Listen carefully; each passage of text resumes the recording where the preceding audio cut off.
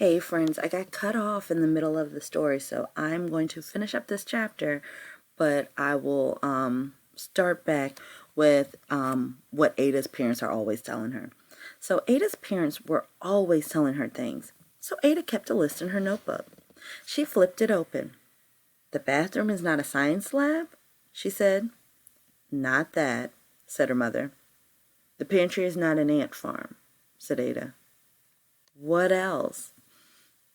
"Don't put my toothbrush in the earthworm box," said Ada.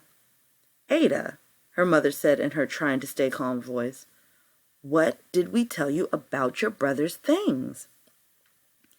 Ada's mother was upset, and it made Ada think of Rosie, who was upset too.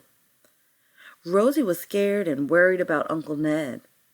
Time was running out, and no matter how fast Ada talked or how she tried to explain it to her mother didn't understand. What would Rosie do if Uncle Ned blew away? What if he blew away to a whole other country? What if Rosie never saw him again? It made Ada sad. Her heart turned to goo. Ada stopped talking and stood quietly, not knowing what to do. "Ada, you know that." And suddenly Mrs. Twist stopped talking too. She pushed her glasses up and looked closely at her young daughter's face. And at that moment, her heart also turned to goo. Ada was trying her best to tell her something, and she didn't understand what. Mrs. Twist sighed and knelt next to Ada. She looked at her daughter and smiled kindly.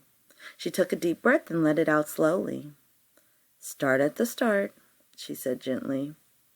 And that's what Ada did. She told her mom about the birds and the tree and how Uncle Ned flew into the... Mrs. Twist jumped to her feet. "What?" she said. "Ned Revere is flying around town in helium pants? This is an emergency." "I know," said Ada, "but it's okay." "What do you mean?"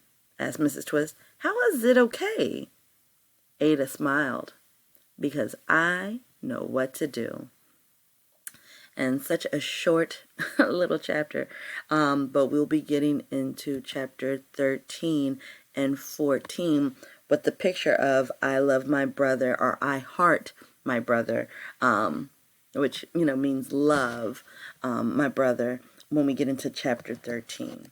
So I will check you out later.